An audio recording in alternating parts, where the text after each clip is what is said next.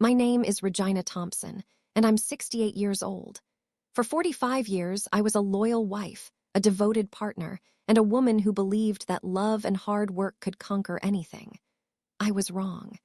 And the day I discovered just how wrong I was, I became someone I never thought I could be, someone who would take everything from the man who destroyed her. But before we get to that, let me tell you about the moment that changed my life forever. The moment I stood in a lawyer's office, looking at my husband of 45 years, and said 5 words that made him realize he had made the biggest mistake of his life. Sign the papers or else. If you're watching this story and it's touching your heart, please hit that subscribe button and turn on the notification bell so you never miss our powerful stories about real life, betrayal, and justice. And drop a comment below telling us where you're watching from. Are you with us from the USA, UK, Canada, Australia? Let us know so we can see our global family. Now, let me take you back to that day in the lawyer's office, because what happened there was something my husband never saw coming. I was sitting across from Raymond. My Raymond, the man I had built a life with, and his lawyer, a sharp-dressed young man who kept looking at his watch like he had somewhere better to be. Next to Raymond sat her, Crystal, a 28-year-old woman with long weave, fake eyelashes, and a smile that said she thought she'd won. She had no idea what was about to happen. My lawyer, Mrs. Patricia Okonkwo, was a brilliant woman who had fought cases all over the world. She sat next to me with a thick folder of documents, her face calm but her eyes sharp as a knife. "Mr. Thompson," Patricia said, sliding papers across the table, "these are the divorce settlement terms my client is offering. I suggest you read them very carefully before you respond." Raymond picked up the papers with a confident smirk on his face. He thought he knew what was coming, a simple 50-50 split of assets, maybe a little alimony. After all, we'd been married for 45 years. The law was clear about these things. But as he read, that smirk disappeared. His face went pale, his hands started shaking. This can't be right," he stammered. "Oh, it's very right," Patricia said smoothly. "My client is claiming 100% of all marital assets, the house, the business, the investments, the retirement accounts, everything. You will leave this marriage with exactly what you brought into it 45 years ago. Nothing." Raymond's lawyer looked shocked. "You can't be serious. This is outrageous. No judge will." "No judge will have to," I said quietly, speaking for the first time, "because Raymond is going to sign these papers willingly." Raymond laughed, a nervous, desperate laugh. "Regina, baby, you can't do this. We built everything together. You can't just take it all." I looked him in the eyes, those eyes that used to make me weak, that I'd loved for 45 years, and I felt nothing but cold rage. "We built everything together," I repeated slowly. "You're right, Raymond.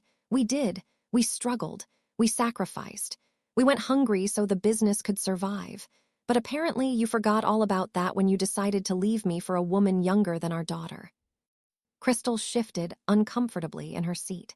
She was starting to realize this wasn't going to be as easy as Raymond had promised her.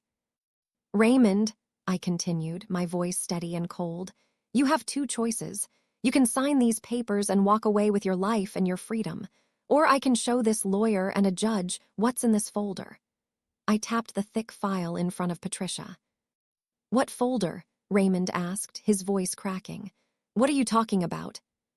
I smiled, a smile with no warmth, no forgiveness, no love.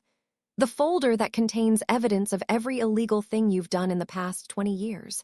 The tax fraud, the embezzlement from our business, the offshore accounts you thought I didn't know about, the loans you took out using forged documents. Should I continue?"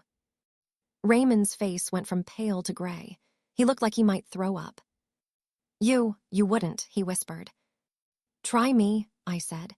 "Sign the papers and disappear with your little girlfriend, or refuse and spend the next 10 years in federal prison. Your choice." The room was completely silent. Raymond's lawyer was staring at Patricia's folder like it was a bomb. Crystal was looking at Raymond with new eyes, eyes that said she hadn't signed up for a man who might go to jail. "I need to speak with my client alone," Raymond's lawyer said quickly. You have 5 minutes, Patricia replied. They left the room, Raymond stumbling like a drunk man, Crystal following behind him in her too high heels. When the door closed, Patricia turned to me with respect in her eyes. Regina, you are the strongest woman I have ever met. Are you sure you want to do this? I've never been more sure of anything in my life. And I meant it, because what Raymond had done to me, what he had taken from me, was worth more than money or property. He had stolen my dignity, my trust, my future. And now I was going to take everything from him except the air in his lungs. But to understand why, you need to hear the whole story. You need to know who we were before the betrayal. You need to know what we built together, what we survived together, and how Raymond threw it all away for a woman who couldn't even spell sacrifice. Let me take you back 45 years, to where it all began. I met Raymond Thompson when I was 23 years old. I was working 3 jobs, cleaning offices at night, working at a grocery store during the day, and doing hair on weekends, trying to save money to go to nursing school. Raymond was 25, working construction, living in a tiny apartment with 2 roommates. We met at a church picnic. He made me laugh. He had big dreams and a bigger heart. When he asked me out, I said yes without hesitation. We dated for a year, and then he proposed to me with a ring he'd saved 6 months to buy. It wasn't fancy, just a small diamond on a silver band. But I cried when he slipped it on my finger because I knew it represented everything he had. We got married in a small ceremony at my grandmother's church. We couldn't afford a honeymoon, so we spent our wedding night in his apartment, eating chicken from the corner store and dreaming about our future. One day, Raymond said, holding me close, I'm going to give you everything. A big house, nice cars, trips around the world. You'll never have to work 3 jobs again. I don't need all that, I told him. I just need you. I meant it then, and for many years it was true. The first 10 years of our marriage were hard. Raymond worked construction 12 hours a day, sometimes 7 days a week. I gave up on nursing school because we needed the money. So I kept cleaning offices and doing hair. We lived in a tiny 2-bedroom apartment that was too hot in summer and too cold in winter. We had our daughter, Monica, when I was 26. We couldn't afford the hospital bill, so we paid it off $5 at a time for 2 years. Monica wore hand-me-down clothes and played with toys from thrift stores. But she was loved, so loved, and we made sure she knew it. When Monica was 5, Raymond came home one day with big news. Regina, I'm starting my own construction company. I found a business partner, and we're going to build something real, something that will change our lives. How are we going to afford that? I asked, worried. We barely had enough money for rent and food. We'll make it work, Raymond said with that confident smile. I need you to trust me. So I did. I trusted him with everything. I took on a 4th job, working at a laundromat on weekends. I stopped buying new clothes for myself. I cut our grocery budget in half. Every penny I could save went into Raymond's business, Thompson Construction. The first 3 years, the business barely survived. There were months when Raymond didn't take a salary at all. There were times when we chose between paying the electric bill or buying Monica new shoes. There were nights when I cried myself to sleep, terrified we would lose everything. But Raymond worked like a man possessed. He was up at 5 in the morning, working until midnight. He took any job, no matter how small. He built a reputation for being reliable, honest, and hardworking. And slowly, so slowly, the business started to grow. By the time Monica was 10, we could afford to move into a small house. Nothing fancy, but it was ours. I cried the day we got the keys. By the time she was 15, Raymond had 15 employees and was getting bigger contracts. We could afford to send Monica to a good school. We could take a vacation once a year, nothing exotic, just driving to visit family or going to the beach for a weekend. By the time Monica went to college, Thompson Construction was a respected name in our city. Raymond had 50 employees, was building commercial buildings, and was making real money. But we still lived simply. We still saved. We still remembered what it was like to struggle. This is our future, Regina, Raymond would say. This is our retirement, our security, everything we worked for. And I believed him. I believed we were building our future together. I was so stupid. The problems started about 5 years ago when Raymond turned 63. He started going to the gym, started wearing expensive cologne, started buying flashy clothes. I just want to take care of myself, he said when I asked about it. Feel young again. I didn't think much of it. Men his age sometimes got a little vain when they realized they were getting older. It seemed harmless. Then he started working late, really late, coming home at 10, 11 at night, sometimes even later. Big projects, he explained. Important clients, you know how it is. I knew how it was, or I thought I did. Then came the business trips. Suddenly, Raymond had to travel for work, something he'd never done before in 40 years of running the company. It's the new contracts, he said. I have to meet with clients, inspect sites. It's just part of the business now. Our daughter Monica was suspicious. She came to visit one weekend and pulled me aside. Mama, something's not right with Daddy. He's acting strange. Have you noticed? He's just busy with work, I defended him. You know your father, when he gets focused on business, nothing else matters. I don't know, Mama. I just have a bad feeling. But I dismissed her concerns. Raymond and I had been together for 40 years at that point. We'd survived poverty, struggled together, built a business from nothing. I trusted him completely. I shouldn't have. The truth came out on our 45th wedding anniversary. I had planned a special dinner at home, Raymond's favorite foods, candles, music. I bought a new dress, the first new dress I'd purchased for myself in 2 years. I was excited to celebrate 45 years with the man I loved. Raymond came home at 7, looking distracted. Happy anniversary, baby, I said, kissing his cheek. Oh, right, anniversary. He barely looked at me. Regina, I need to talk to you about something. Can it wait until after dinner? I made your favorite. No, it can't wait. He sat down at the kitchen table, not even looking at the food I'd spent all day preparing. I need to tell you something, and you're not going to like it. My heart started pounding. What's wrong? Is it the business? Are we in trouble? No, the business is fine. He took a deep breath. I'm leaving you, Regina. The room started spinning. What? I'm leaving. I want a divorce. I've already moved out, moved in with someone else, actually. I couldn't breathe. Someone else? Raymond, what are you talking about? We're married. We've been married for 45 years, today. Today is our 45-year anniversary. I know, and I'm sorry about the timing, but I can't do this anymore. I can't pretend to be happy when I'm not. Pretend? Tears were streaming down my face. When did you start pretending? When did you stop being happy? Raymond finally looked at me, and there was no love in his eyes.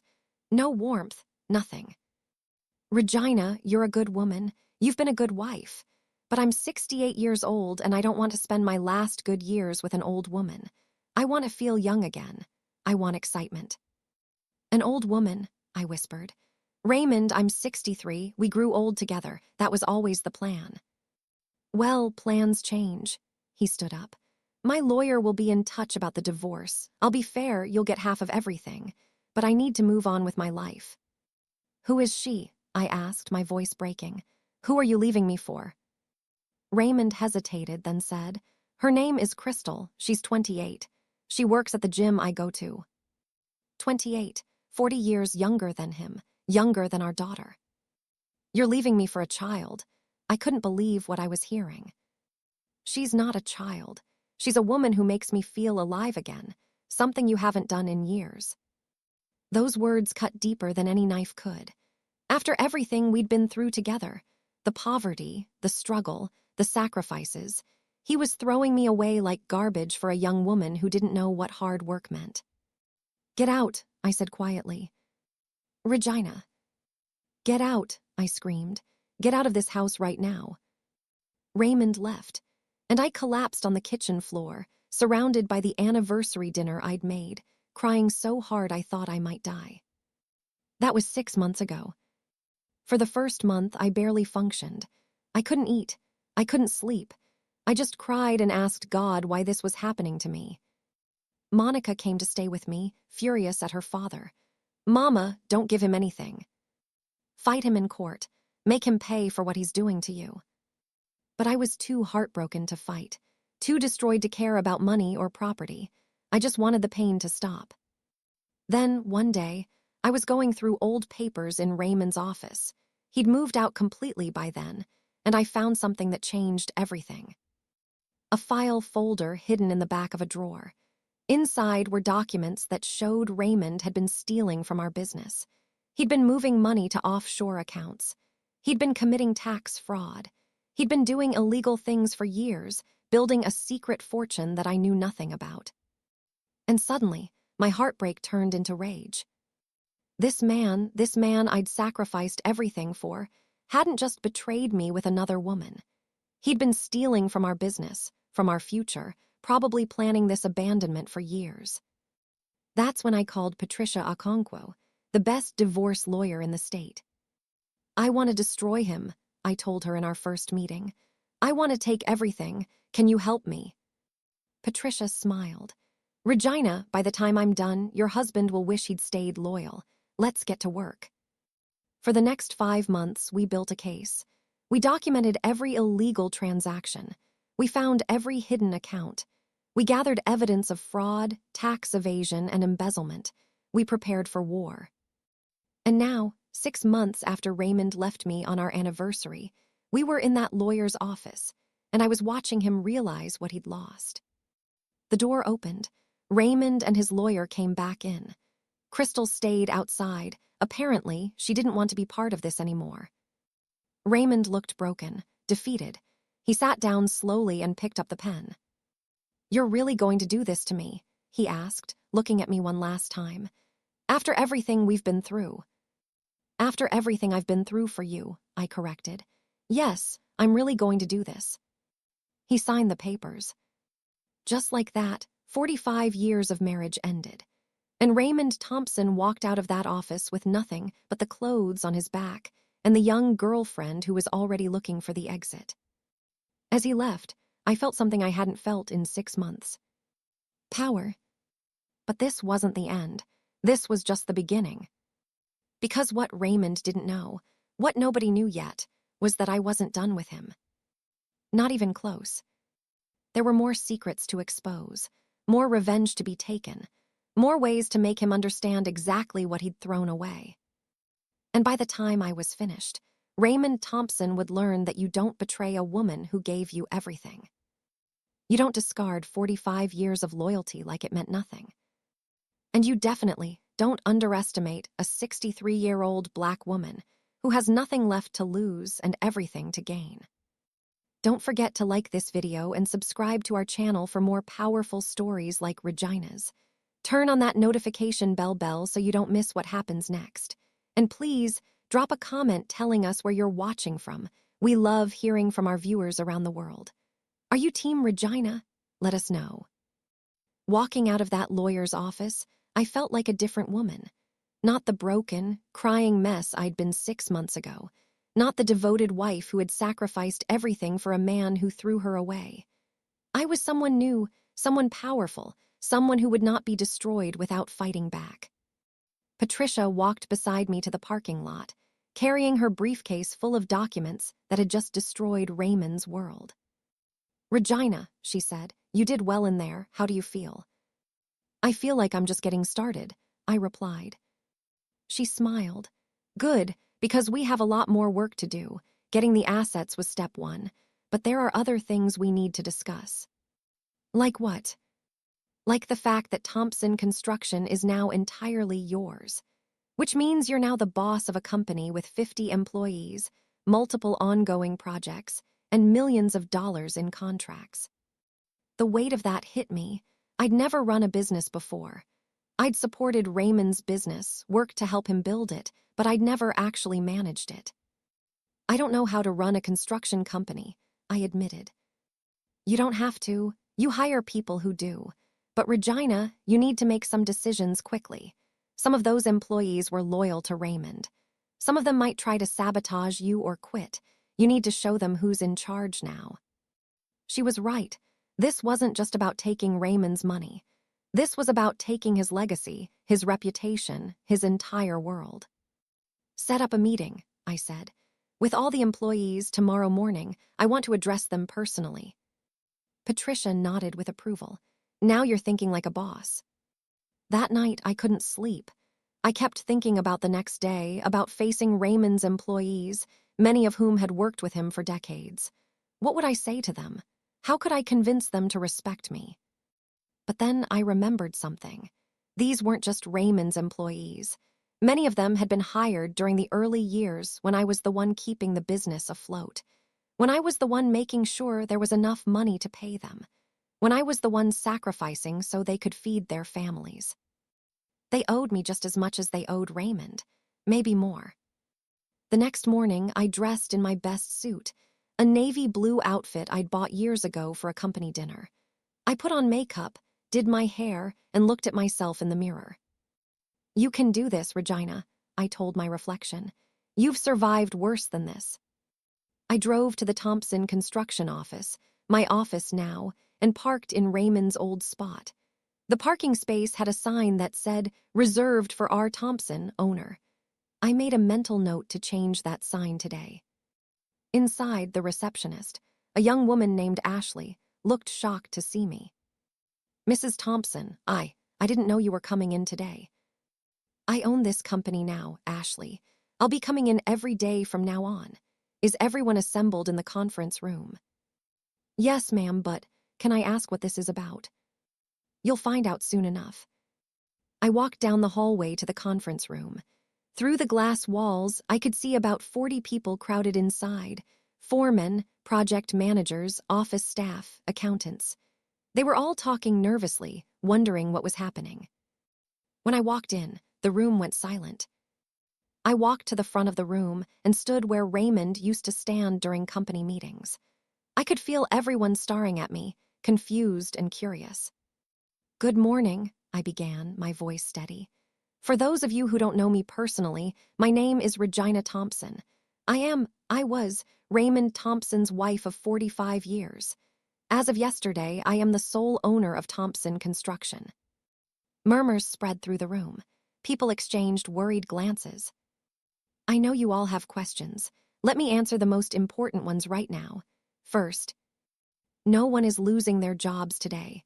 Second, all ongoing projects will continue as planned. Third, this company will keep operating exactly as it has been, with one major difference. Raymond Thompson no longer has any connection to this business. I do. A man in the back raised his hand. Marcus, one of the senior foremen who'd worked with Raymond for 20 years. With all due respect, Mrs. Thompson, do you know anything about running a construction company? No, Marcus, I don't, but I know about running a business. I know about managing money. And I know about loyalty, something your former boss apparently forgot. I looked around the room. Let me tell you all a story. 25 years ago, when this company was about to go bankrupt, who do you think kept it alive? When there wasn't enough money to make payroll, who do you think worked 4 jobs to make sure you all got paid? The room was completely silent now. It was me. While Raymond was out there building his reputation, I was behind the scenes making sure we survived. So no, I may not know construction, but I know this company. I built it just as much as Raymond did, maybe more. I could see some people nodding. They remembered those early days. They remembered me. Now I'm hearing a general manager to handle day-to-day operations. Someone with construction experience who can manage the projects and the crews. But make no mistake, I'm the owner and I make the final decisions. If you can work with that, you have a job. If you can't, there's the door. Nobody moved toward the door. Good. Now, there's one more thing you need to know.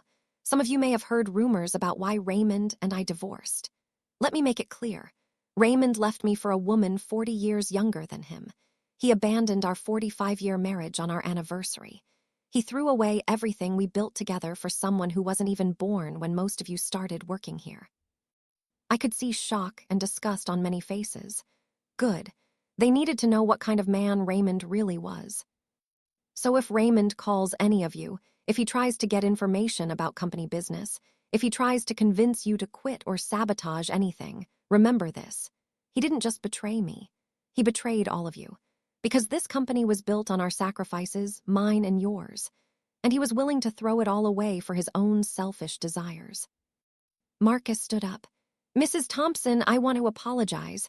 We all heard rumors about the divorce, but we didn't know the details. Raymond told us. Well, it doesn't matter what he told us. I'm sorry for what you've been through. And I speak for most people here when I say we'll support you as the new owner. Other people started nodding and voicing their agreement. A few even applauded. I felt tears threatening to come, but I held them back. Thank you. That means more than you know. Now let's get back to work. We have projects to complete and a company to run. As everyone filed out, several people came up to shake my hand or give me words of encouragement. I realized that many of these employees had always respected me, even when I was just the boss's wife. After everyone left, Patricia came in. She'd been waiting in my new office. That was perfect, she said. You handled that like a pro. Thank you, but I feel like I'm still just pretending to know what I'm doing. Fake it till you make it. That's what all successful people do. Patricia sat down and opened her briefcase. Now we need to talk about the next steps, because taking the business was just the beginning of what we can do to Raymond. What do you mean? She pulled out more documents. Regina, when we were investigating Raymond's finances, we found something else, something big. My heart started racing. What? The house where Raymond is living with Crystal. The expensive condo downtown with the river view. He bought it 3 years ago, which means he was planning to leave you for a long time. And he bought it using money he embezzled from the business, from your business. I felt rage bubbling up inside me. 3 years. He's been planning this for 3 years. At least, maybe longer. But here's the interesting part. The condo is in Crystal's name, not his. He put $1 million property in the name of his girlfriend. Why would he do that? Patricia smiled grimly. Because he thought if he divorced you, you couldn't touch it since it's not in his name. He was hiding assets, which is illegal in a divorce proceeding. Can we take it from him? Better than that. Since the money used to buy it came from the business, which is now solely yours, you can sue to reclaim the property. You can literally take the roof from over his head. I thought about Raymond and Crystal living in that expensive condo, probably laughing about how they'd outsmarted me, probably celebrating their new life together while I was supposed to just disappear quietly. Do it, I said. Take the condo. I want him to know what it feels like to lose everything. There's more, Patricia continued. Raymond also bought Crystal a car, a Mercedes-Benz using company funds. We can repossess that too. How much has he stolen from the business to fund his affair? Patricia looked at her notes. Approximately $1.2 million over the past 3 years. All documented, all traceable. $1.2 million. While I was clipping coupons and wearing old clothes, Raymond was spending over $1 million on his mistress. I want all of it back, I said, my voice hard. Every penny, and I want him prosecuted for embezzlement. Are you sure? Prosecuting him means he could go to jail. He is still the father of your daughter. I thought about Monica, about how devastated she'd been by her father's betrayal. She'd stopped speaking to him entirely after he left me. Monica will understand. She knows what kind of man he really is now. Over the next 2 weeks, everything happened fast. Patricia filed lawsuits to recover the condo and the car. She submitted evidence of embezzlement to the district attorney. She made sure everyone knew what Raymond Thompson had done. The local news picked up the story. Prominent businessman accused of embezzlement to fund affair. Raymond's reputation, the thing he'd spent 40 years building, was destroyed in days. His phone calls started coming to my phone. I didn't answer. He left voicemails. Regina, please. You're going too far. You're destroying me. Regina, I made a mistake. Can we please talk about this? Regina, I'm begging you. Stop the lawsuits. I'll give you anything you want. I deleted every message without listening to the end. Then Crystal started calling. I answered her call just once, curious to hear what she had to say. "Mrs. Thompson," she said, her voice shaky, "please stop this. Ray didn't mean to hurt you. He just fell in love with me. You can't punish us for falling in love." "Falling in love," I repeated calmly. "Is that what you think this is about?" "Yes, you're just a bitter old woman who can't accept that your husband moved on." I laughed, a cold, hard laugh. "Crystal, let me explain something to you. Raymond didn't fall in love with you. He bought you. With money he stole from the business I helped build. You're not his girlfriend. You're a purchased item. And now I'm taking back what he bought with my money." "That's not true. He loves me."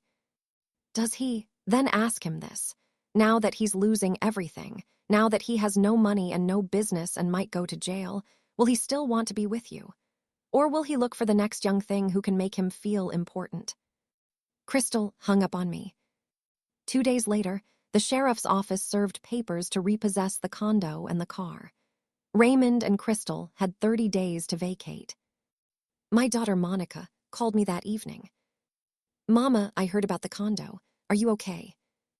"I'm fine, baby. Better than fine, actually." "Daddy called me. He's furious. He said you're trying to make him homeless." "And what did you say?" "I said he should have thought about that before he left you on your anniversary for a woman younger than me." Monica paused. "Mama, I'm proud of you. I know this is hard, but you're showing him he can't just throw you away like garbage." "Thank you, baby. That means everything to me." "There's something else. Daddy said. He said if you don't stop the lawsuits, he's going to tell everyone secrets about you. Things that will make you look bad." I felt a chill run down my spine. "What secrets?" "He wouldn't say. But Mama, is there anything? Anything he could use against you?" I thought hard. I'd been a faithful wife for 45 years. I'd never done anything illegal. I'd never even had a parking ticket. "No," I said. "There's nothing. He's bluffing, trying to scare me into backing down." But after we hung up, I couldn't shake a feeling of unease. What could Raymond possibly have on me? 3 days later, I found out. I was in my new office at Thompson Construction when Patricia called. "Regina, we have a problem, a big problem." "What's wrong?" "Raymond just filed a countersuit. He's claiming that you knew about the embezzlement all along, that you were complicit in it, that you helped him set up the offshore accounts and hide the money." I felt like I'd been punched in the stomach. "That's a lie. I didn't know anything about it until after he left me." "I know that, and we can prove it. But Regina, he has documents. Fake documents, I'm sure, but documents with your signature on them. Bank papers, transfer forms, all kinds of things that make it look like you were involved." "He forged my signature." "Probably, but we'll have to prove that in court. And until we do, this complicates everything. If the prosecutor believes you were involved in the embezzlement, you could be charged too." I couldn't breathe. Raymond was trying to take me down with him. If he was going to lose everything, he wanted to make sure I went to prison too. "What do we do?" I asked, my voice shaking. "We fight. We prove the signatures are fake. We show that you had no knowledge of or involvement in his illegal activities. But Regina, this is going to get ugly. Are you prepared for that?" I thought about everything Raymond had taken from me. My marriage, my trust, my future. And now he wanted to take my freedom too. "I'm prepared," I said. "Whatever it takes, I'm not backing down." That night, I couldn't sleep again. I kept thinking about Raymond, about how far he was willing to go to save himself. He was willing to send me to prison, the mother of his child, the woman who'd sacrificed everything for him. What kind of monster had I been married to all these years? The next morning, I got an unexpected visitor at the office. The receptionist called me. "Mrs. Thompson, there's a woman here to see you. She says her name is Patricia Turner, and she has information about your husband that you need to hear." "Send her in." A woman in her 50s walked into my office. She was well-dressed, professional-looking, with sad eyes. "Mrs. Thompson, thank you for seeing me. I know this is going to be strange, but I needed to talk to you." "How can I help you, Ms. Turner?" She sat down and took a deep breath. 10 years ago, I was married to a man named David Turner. He worked for your husband's company as a project manager. One day, he came home and told me he'd discovered Raymond was embezzling money from the business. He said he was going to report it. My heart started pounding. What happened? The next day, David was killed in a workplace accident, a crane malfunction on one of Raymond's construction sites. The investigation ruled it an accident, but I never believed it. The timing was too convenient. I felt sick. Are you saying Raymond killed your husband? I'm saying I think Raymond had him killed. Or at least, he didn't do anything to prevent an accident he knew was going to happen.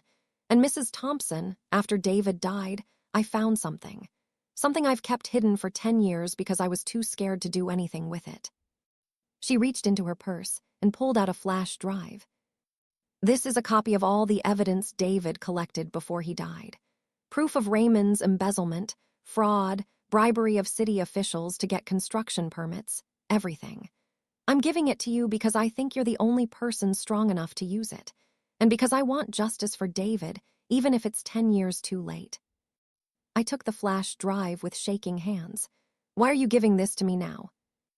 Because I saw on the news that Raymond is trying to frame you for his crimes, and I couldn't stay silent anymore. You deserve to know the truth about the man you were married to, and you deserve the ammunition to destroy him completely. After Patricia Turner left, I sat in my office staring at the flash drive. If what she said was true, if Raymond had been involved in her husband's death, then I wasn't married to just a cheater and a thief. I was married to a killer. I called my lawyer immediately. Patricia, I need you to come to my office right now and bring a computer expert with you. We need to look at something that's going to change everything. 2 hours later, Patricia Okonkwo and a computer forensics expert were in my office, examining the flash drive. What they found was worse than I could have imagined. David Turner had documented everything: years of financial crimes, bribes to city inspectors, falsified safety reports, and most damning of all, emails between Raymond and the crane operator from the day David Turner died, emails that suggested the accident was no accident at all. Regina, Patricia said, her face pale, if this evidence is authentic, and it appears to be, Raymond Thompson isn't just going to lose his money. He's going to spend the rest of his life in prison. We're talking about financial crimes, corruption, and possibly murder. I felt strange, not happy, not sad, just numb.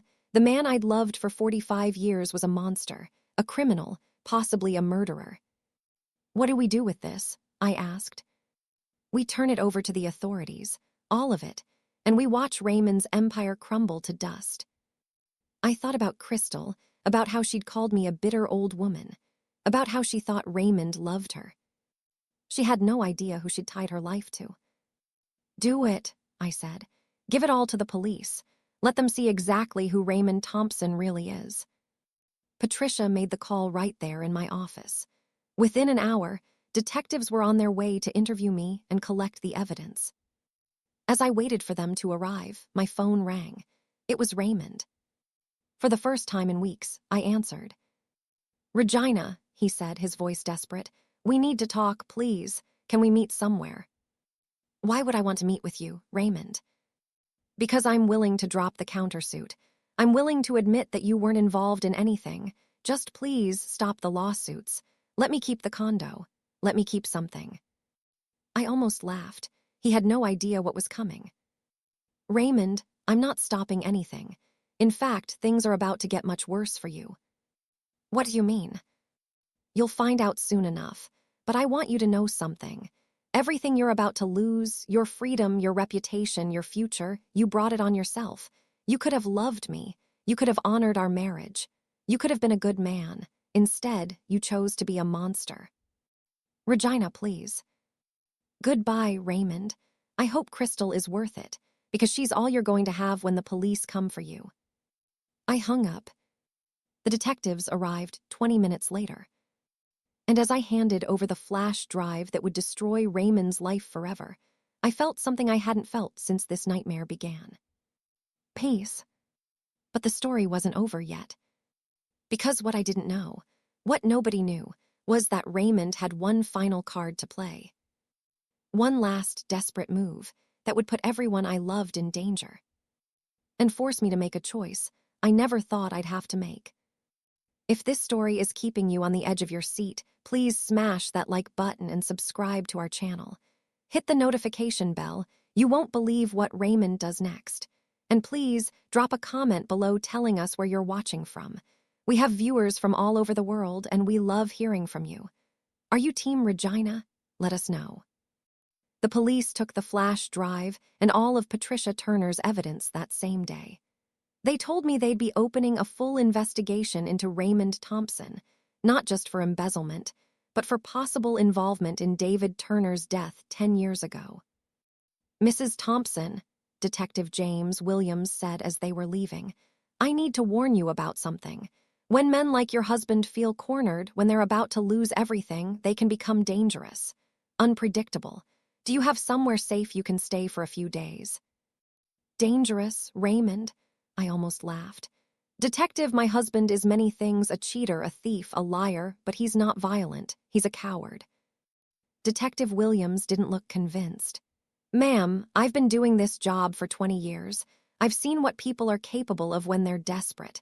Please just be careful. Lock your doors. Don't meet with him alone. And call us immediately if he tries to contact you. I promised I would, but I didn't really believe Raymond was a threat. Not to me, anyway. He was too selfish, too concerned with saving himself.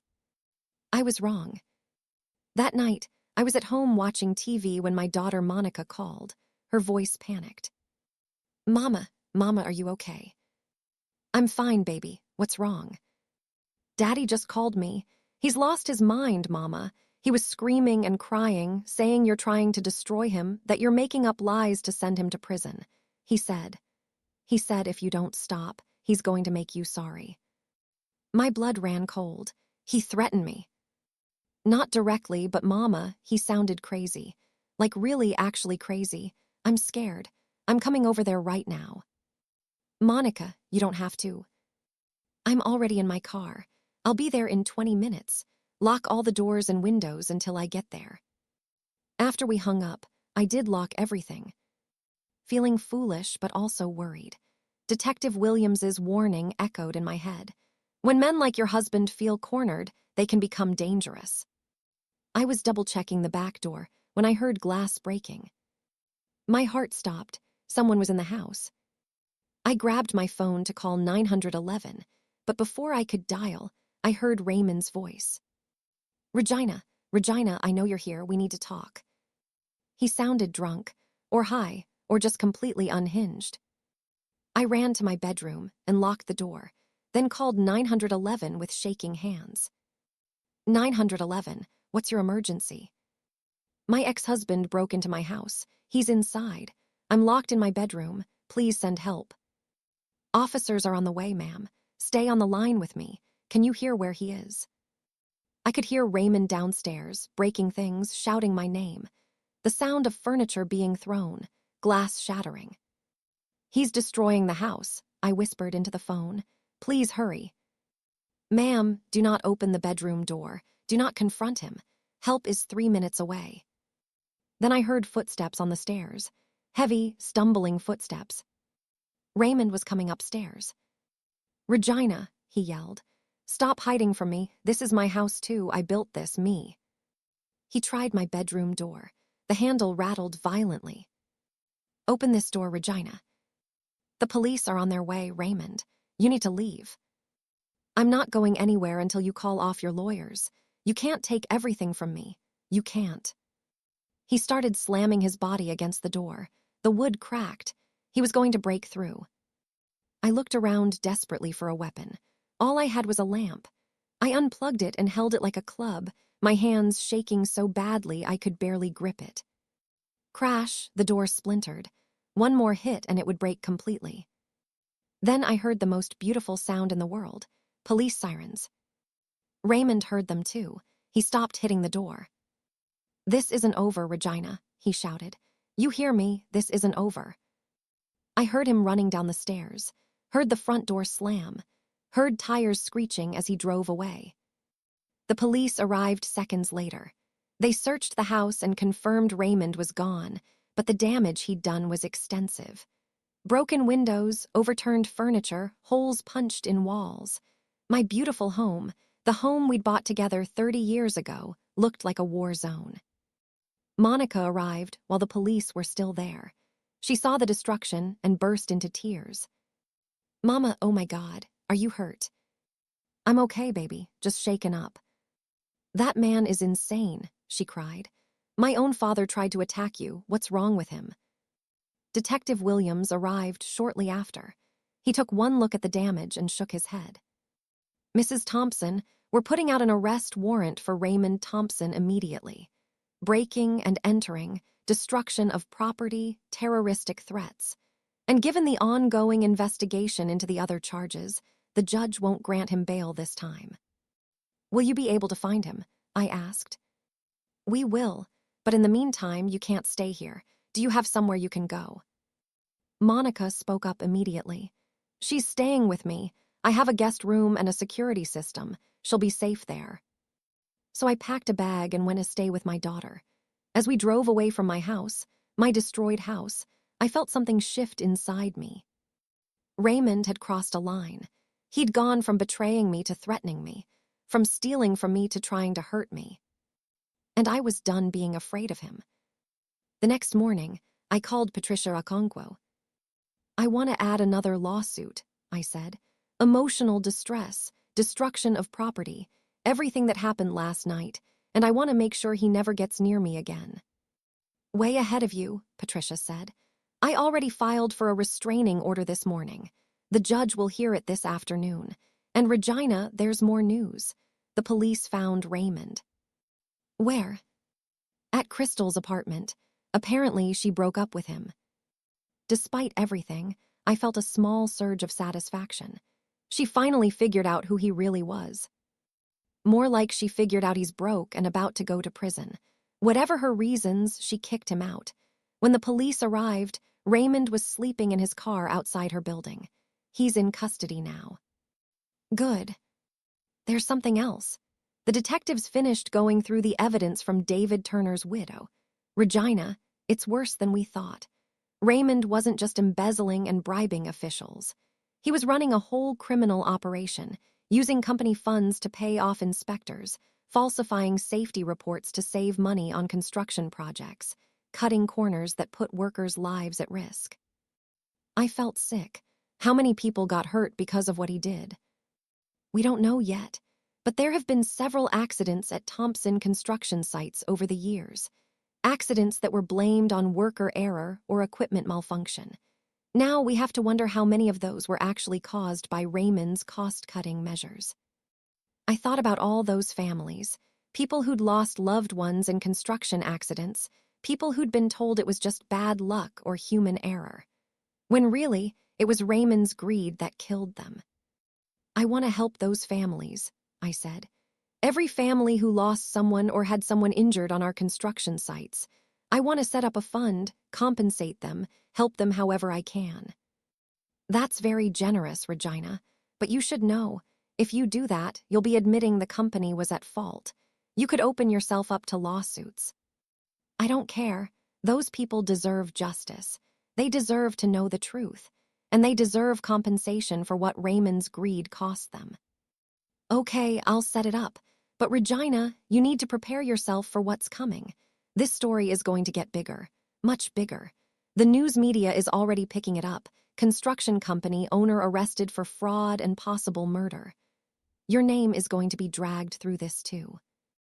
"Let them drag it. I have nothing to hide, unlike Raymond." That afternoon, I went to the courthouse for the restraining order hearing. Raymond was brought in wearing an orange jumpsuit and handcuffs, looking like he'd aged 10 years overnight. When he saw me, he tried to speak. "Regina, please." "Save it," the judge interrupted. "Mr. Thompson, you're here because you broke into your ex-wife's home, destroyed her property, and threatened her. Do you deny these charges?" Raymond's lawyer, a public defender now, since he couldn't afford his expensive attorney anymore, spoke up. "Your Honor, my client was under extreme emotional distress. He wasn't thinking clearly." He was thinking clearly enough to drive to her house and break a window to get inside, the judge said dryly. Mrs. Thompson, tell me what happened in your own words. I described that terrifying night. The breaking glass, Raymond's screaming, the door splintering under his assault, my fear for my life. The judge didn't hesitate. Restraining order granted. Mr. Thompson, you are to stay at least 500 feet away from Mrs. Thompson at all times. You are not to contact her directly or indirectly. You are not to go to her home or place of business. Any violation will result in immediate arrest. Do you understand? Yes, Your Honor, Raymond mumbled. As they led him away, he looked at me one more time, and what I saw in his eyes terrified me. Not remorse, not regret. Hatred. Pure, venomous hatred. After the hearing, Patricia pulled me aside. Regina, I don't like the way he looked at you. The restraining order is just a piece of paper. It won't stop him if he really wants to hurt you. What are you saying? I'm saying you should hire security, personal protection, at least until he's convicted and sent to prison. I can't afford to live like that, looking over my shoulder every day, afraid of my own ex-husband. Then what will you do? I thought about it. I'll be careful, I'll stay alert, and I'll trust that the justice system will keep him locked up until trial. But the justice system failed me. 3 days later, Raymond made bail. Some old friend from his construction days put up the money. Someone who still believed Raymond was a good man being railroaded by a vengeful ex-wife. When I heard he was out of jail, I felt panic rising in my chest. Monica wanted me to stay with her indefinitely, but I refused to let Raymond chase me out of my own life. I'm going back to work, I told her. I'm going to run the company and set up that victim compensation fund. I'm not hiding anymore. At least let me hire a bodyguard for you. Monica, I love you, but no, I won't live in fear. Looking back now, that was foolish. Brave, maybe, but foolish. The next week passed without incident. I went to work every day, met with employees, started the process of setting up the compensation fund for accident victims' families. Slowly, I was reclaiming my life. Then, on Friday afternoon, I got a call from an unknown number. I almost didn't answer, but something made me pick up. Hello. Heavy breathing. Then Raymond's voice, slurred and angry. You think you've won, don't you? My blood ran cold. He was violating the restraining order just by calling me. Raymond, you're not supposed to contact me. I'm hanging up and calling the police. Go ahead, call them. See if they get here in time. In time for what? In time to stop me from doing what I should have done weeks ago. Raymond, what are you talking about? Where are you? Close, closer than you think. And Regina, when I'm done, you're going to wish you'd just let me keep the condo and moved on with your life. He hung up. I immediately called 911, my hands shaking. My ex-husband just called me making threats. He violated his restraining order. He said he's close to me. Where are you now, ma'am? I'm at my office, Thompson Construction on Morrison Street.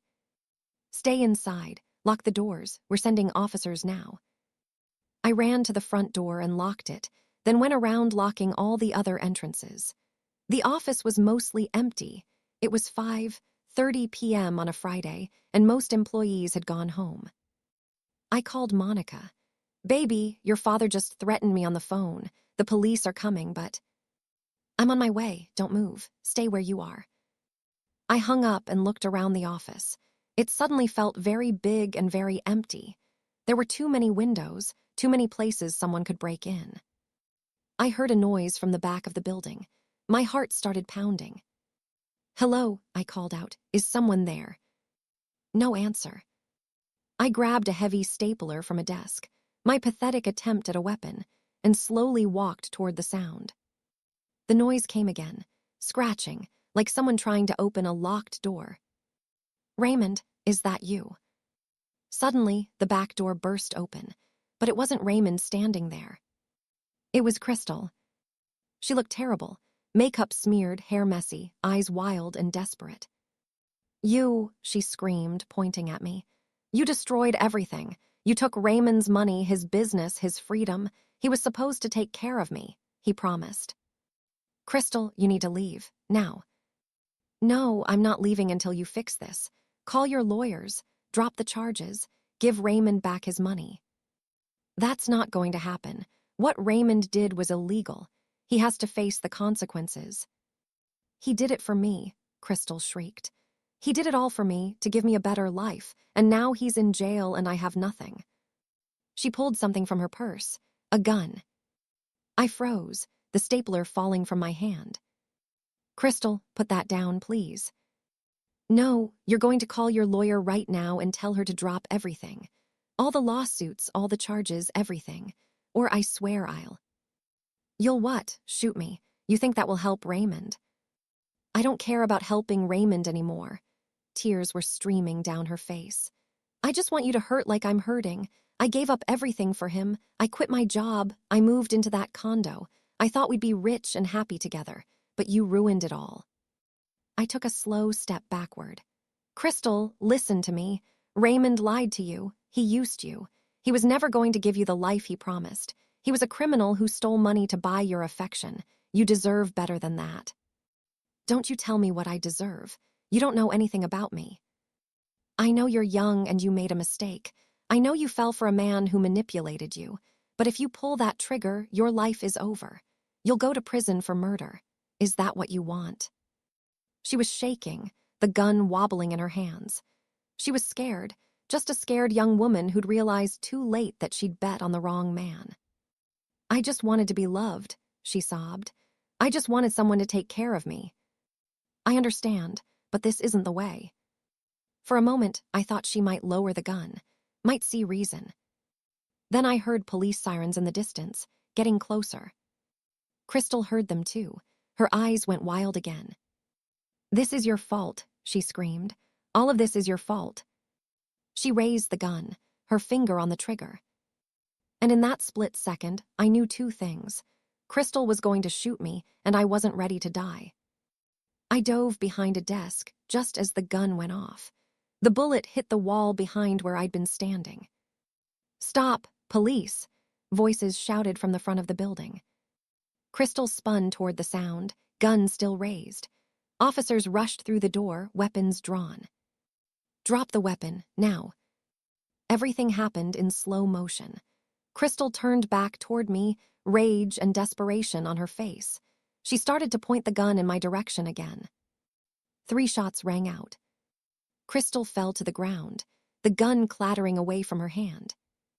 I couldn't move, couldn't breathe. I just sat there behind the desk, shaking as officers rushed to Crystal's side. She's alive. Get the paramedics in here. Monica burst through the door seconds later. Mama! Oh my God, Mama! She ran to me, pulled me up from behind the desk, held me as I started to cry, deep, racking sobs that came from somewhere I didn't know existed. It's okay, Mama. You're okay. You're safe now. But I wasn't okay. I was far from okay.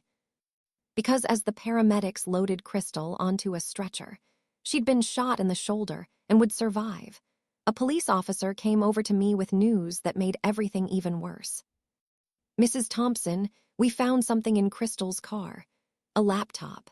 And on that laptop are messages between her and your ex-husband from this morning. What kind of messages? The officer's face was grim.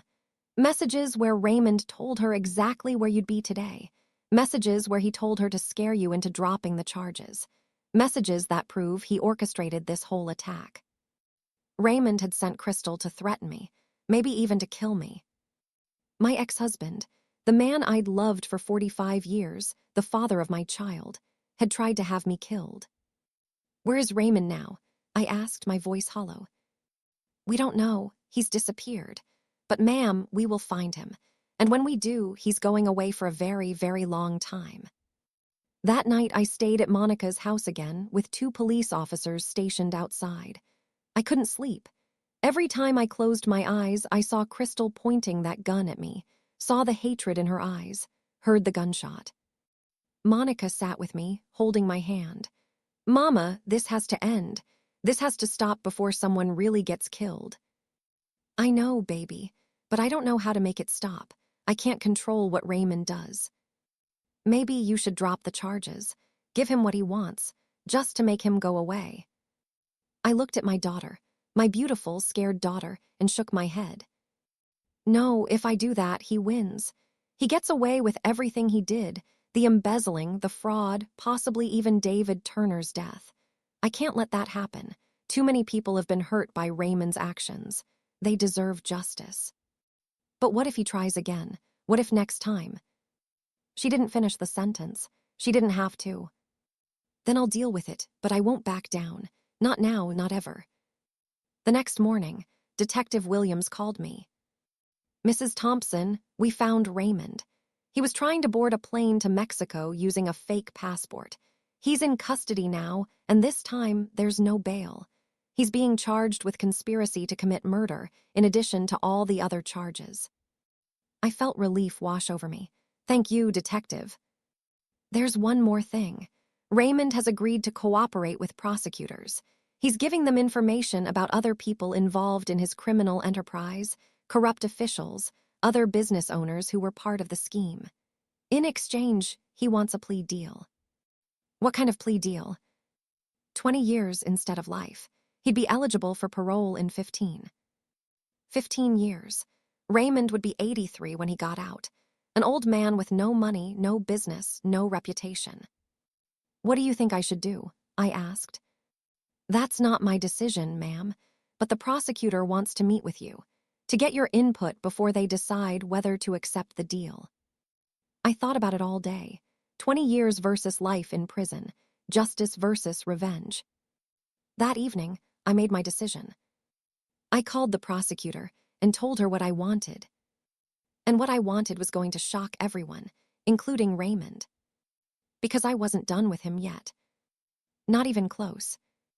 If you've been with us this whole journey, please like this video and subscribe to our channel. Turn on that notification bell and drop a comment telling us where you're watching from and whether you think Regina should accept the plea deal or push for maximum punishment. We read every single comment. Your support means everything to us. I walked into the prosecutor's office with Patricia Okonkwo by my side. Assistant District Attorney Michelle Chen greeted us with a firm handshake and a serious expression. Mrs. Thompson, thank you for coming. I know this has been an incredibly difficult time for you. It has, but I'm ready to hear what Raymond is offering. We sat down in her conference room, and Michelle laid out the details of Raymond's proposed plea deal. Raymond Thompson has agreed to plead guilty to embezzlement, fraud, tax evasion, and conspiracy to commit assault. In exchange, he's offering to testify against 12 other individuals involved in his criminal enterprise, including 3 city officials, 2 building inspectors, and several other business owners who were part of the corruption scheme. And in exchange, he gets 20 years instead of life. That's what he's requesting. With good behavior, he could be out in 15 years. I sat back in my chair thinking, 15 years. He'd be old, broken, with nothing left. But would that be enough? What if I don't agree to the plea deal? I asked. What happens then? Then we go to trial. And honestly, Mrs. Thompson, with the evidence we have, the flash drive from David Turner's widow, the financial records, the messages between Raymond and Crystal, we'd probably win. Raymond would likely get life in prison. But I could hear the hesitation in her voice. But trials are unpredictable. Juries can be swayed by good defense attorneys. Raymond could claim he was trying to build a business to provide for his family. He could play the sympathy card, the old man who made mistakes but doesn't deserve to die in prison. There's a chance, however small, that he could get a lesser sentence, or even get acquitted on some charges. Patricia leaned forward. Regina, I think we should push for trial. The evidence is overwhelming. We can get justice for you and for David Turner's family. What do you think, Ms. Chen? I asked the prosecutor. Michelle looked at me carefully. Honestly, I think you should consider the plea deal, not because Raymond deserves it, but because it guarantees he goes to prison for a very long time. It guarantees that 12 other criminals are brought to justice. and it saves you from having to testify in a long, painful trial where defense attorneys will try to paint you as a bitter ex-wife seeking revenge. I closed my eyes and thought about everything Raymond had put me through. The betrayal, the theft, the violence, the attempted murder. He deserved to rot in prison for the rest of his life. But more importantly, his victims deserved justice. David Turner's widow deserved closure. The families of workers who'd been hurt on unsafe construction sites deserved answers. The taxpayers who'd been defrauded deserved restitution. "I'll agree to the plea deal," I said slowly, "but I have conditions." "What conditions?" I opened my eyes and looked directly at Michelle Chen. "First, Raymond must allocate every penny of the money he stole from the business, from the offshore accounts, all of it, to a victim's compensation fund. Not $1 goes to him or his defense or anything else. It all goes to the people he hurt." Michelle nodded. "I can make that happen." Second, as part of his plea agreement, Raymond must give a full confession. On video, admitting everything he did. I want that confession made public so that everyone, our daughter, our former friends, everyone who thought I was just a bitter ex-wife, knows the truth about who he really is. Also reasonable. And third, I paused, letting the weight of what I was about to say sink in. I want to be there when he pleads guilty. I want to look him in the eye when he admits what he's done. And I want the opportunity to make a victim impact statement before he's sentenced. Michelle smiled grimly. "Mrs. Thompson, all of that can be arranged. I'll draw up the agreement and present it to Raymond's attorney today." 2 weeks later, I sat in a courtroom packed with people. News cameras lined the back wall. This had become a major story. "Construction mogul to plead guilty in massive fraud and corruption case," the headlines read. Monica sat beside me, holding my hand. On my other side was Patricia Turner, David's widow, who I'd become close with over the past months. Behind us sat families of workers who'd been injured in construction accidents, people who'd been defrauded, victims of Raymond's 40 years of criminal activity. The bailiff called out, "All rise for the Honorable Judge Patricia Morrison." Everyone stood as the judge entered. She was a black woman in her 60s, known for being tough but fair. "Please be seated," Judge Morrison said. "We're here today for the plea hearing of Raymond Thompson. Mr. Thompson, please rise." Raymond stood up slowly. He was wearing a suit probably borrowed from his public defender, and he looked old. So much older than just 6 months ago. His hair had gone completely gray. His face was gaunt, his shoulders slumped. He didn't look like the confident man who'd left me on our anniversary. He looked defeated. "Good. Mr. Thompson," the judge said, "you're here to enter a guilty plea to multiple charges. Before we proceed, I want to make sure you understand what you're agreeing to. You will be sentenced to 20 years in federal prison with the possibility of parole after 15 years. You will forfeit all assets obtained through illegal means. You will cooperate fully with prosecutors in their cases against your co-conspirators. Do you understand?" "Yes, Your Honor," Raymond said quietly. "And has anyone forced you or threatened you to make this plea?" "No, Your Honor." "Very well. How do you plead to the charge of embezzlement in the first degree?" "Guilty." "To the charge of wire fraud?" "Guilty." "To the charge of tax evasion?" "Guilty." One by one, the judge read out 12 different charges. And one by one, Raymond said guilty in a voice that got smaller and more broken with each admission. When it was done, the judge looked at Raymond with disgust. "Mr. Thompson, in my 30 years on the bench, I have rarely seen such a comprehensive pattern of criminal behavior. You didn't just steal money. You corrupted public officials. You endangered workers' lives with unsafe practices. You defrauded taxpayers. You destroyed families. And when your ex-wife discovered your crimes, you tried to have her killed." Raymond's head dropped. He couldn't even look at the judge. "Before I accept this plea and schedule sentencing, I'm going to hear from some of your victims. Mrs. Regina Thompson, please come forward." I stood up, my legs shaky, and walked to the podium facing the judge. I could feel everyone's eyes on me, the cameras, the crowd, and most importantly, Raymond. I looked directly at him as I spoke. Your Honor, 45 years ago, I married a man I thought I knew. A man who promised to love me, honor me, and build a life with me. For those 45 years. I kept my promises. I worked multiple jobs to help him build his business. I sacrificed my own dreams so he could chase his. I stood by him through poverty and struggle. I believed in him when no one else did. My voice was steady, strong. I'd practiced this speech 100 times. And on our 45th wedding anniversary, that man told me I was too old for him. He left me for a woman 40 years younger. He tried to steal everything we'd built together. And when I fought back, he tried to have me killed. I saw Raymond's shoulders shaking. He was crying. But the most painful part wasn't the betrayal. It was discovering that the man I'd loved for 45 years never really existed. The Raymond I married was a lie. The real Raymond Thompson was a criminal who stole from his own business, endangered his workers, and destroyed anyone who got in his way. I paused, letting that sink in. Your Honor, I could ask you to give him the maximum sentence. I could ask you to make sure he dies in prison. And believe me, part of me wants that. Part of me wants him to suffer the way he made me suffer. Raymond looked up at me, hope flickering in his eyes. But I'm not going to do that. Because the truth is, Raymond has already lost everything that mattered to him. He's lost his business, his money, his reputation, his freedom, his daughter's respect, and any chance of happiness in his remaining years. He's going to spend the next 15 to 20 years in a prison cell, thinking about everything he threw away. And that is justice enough for me. I looked at Raymond one last time. I took everything from you, Raymond, everything but your last breath. And I want you to spend every one of those breaths remembering what you had and what you destroyed. Goodbye. I walked back to my seat, feeling lighter than I had in months.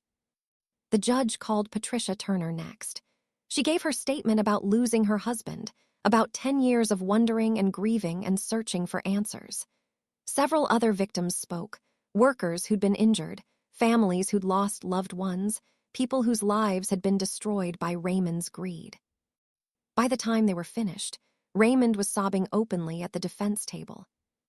Finally, the judge spoke. Mr. Thompson, I accept your guilty plea. Sentencing will take place in 30 days. Until then, you will remain in custody. Bailiff, remove the defendant. As they led Raymond away in handcuffs, he looked back at me one last time. Our eyes met across the courtroom. And I felt nothing. No love, no hate, no anger, no sadness, just nothing. He was a stranger now, a criminal, someone who used to be in my life but wasn't anymore. Outside the courthouse, reporters surrounded me with microphones and cameras. Mrs. Thompson, how do you feel about the guilty plea? Mrs. Thompson, do you think justice was served? Mrs. Thompson, what's next for you? I stopped and faced the cameras, Patricia Okonkwo by my side. I feel relieved, I said. Relieved that the truth has finally come out. Relieved that Raymond Thompson will be held accountable for his crimes. And relieved that I can finally move forward with my life. What will you do now? A reporter asked.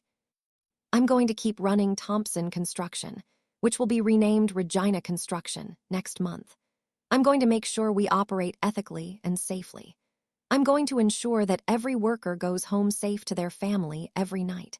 And I'm going to use the company's profits to fund the Victims' Compensation Program and support families who have been hurt by construction accidents.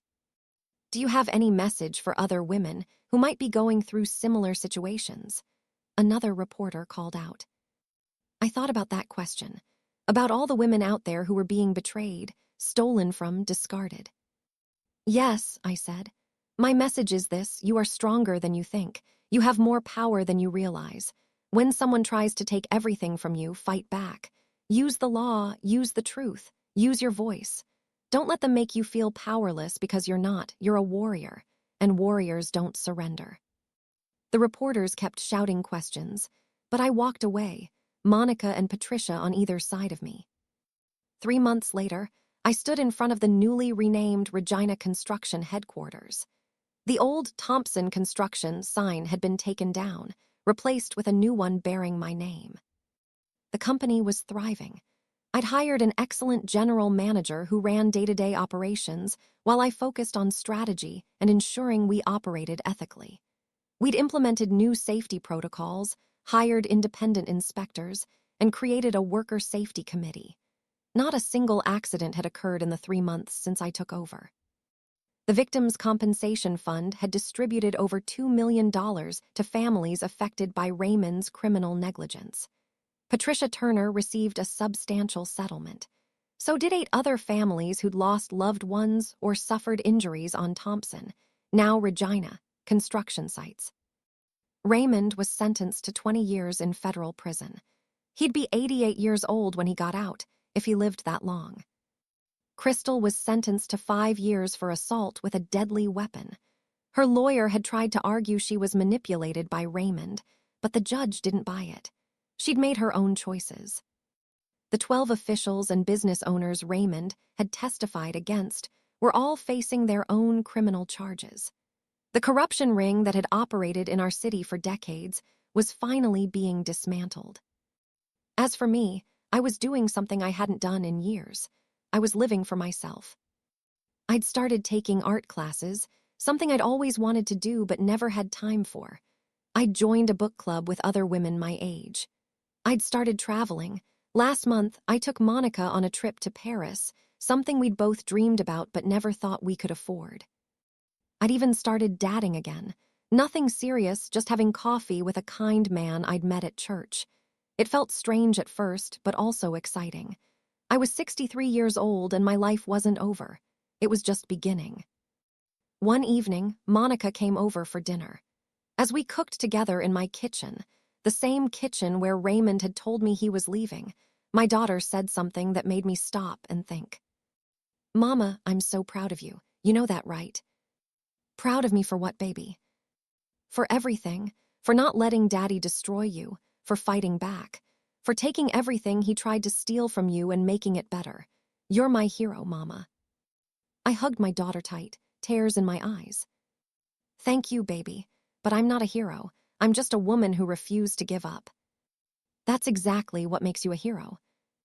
That night, after Monica left, I sat in my living room with a cup of tea, looking at everything I'd accomplished in the past 6 months. I'd divorced a criminal. I'd taken over a multi-million-dollar company. I'd exposed corruption. I'd helped victims get justice. I'd rebuilt my life from the ground up. Raymond had tried to take everything from me. My home, my dignity, my future, even my life. But I'd taken everything from him instead. His money, his business, his freedom, his reputation, his daughter's love. Everything but his last breath. And that last breath, those 15 to 20 years he had left to live, would be spent in a prison cell, thinking about what he'd lost. Thinking about the woman he'd underestimated. Thinking about how the old woman he'd discarded had become the person who destroyed him. Some people might think I was cruel, that I should have shown mercy, forgiven him, let it go. But those people didn't struggle for 45 years only to be thrown away like garbage. Those people didn't have someone they loved try to have them killed. Those people didn't know what it was like to lose everything and have to fight to get it back. I wasn't cruel. I was just done being a victim. I was done letting people take advantage of my kindness. I was done making myself small so other people could feel big. I was Regina Thompson, 63 years old, owner of Regina Construction, survivor, fighter, and living proof that you're never too old to start over. Raymond had left me for a younger woman after our struggle together. So I took everything but his last breath. And I would do it again. Thank you so much for watching. If this story touched your heart, inspired you, or made you feel something deep, please smash that like button and subscribe to our channel. We share emotional, powerful stories like this every day, and we don't want you to miss a single one. Hit that notification bell so you're always first to know when we upload.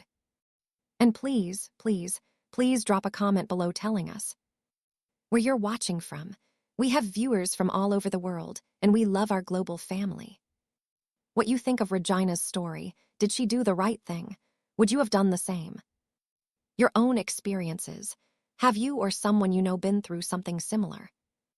We read every comment, and your stories inspire our next videos.